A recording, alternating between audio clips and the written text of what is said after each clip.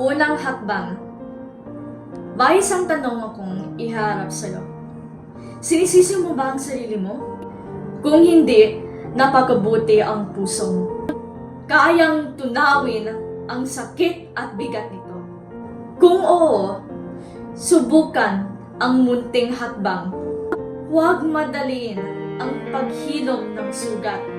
Bawat yapak ay gabay sa dilim, sa landas na unti-unting nagiging malinaw.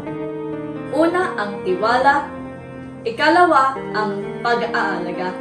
Huwag makimkim ng galit sa sarili. At dalawang ito ang nagbubukas ng pinto. Matapos ang lahat ng iyong tiniis at dinanas.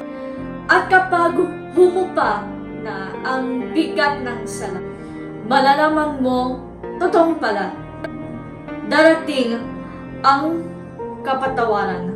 Tahimik, dahan-dahan, at para sa'yo.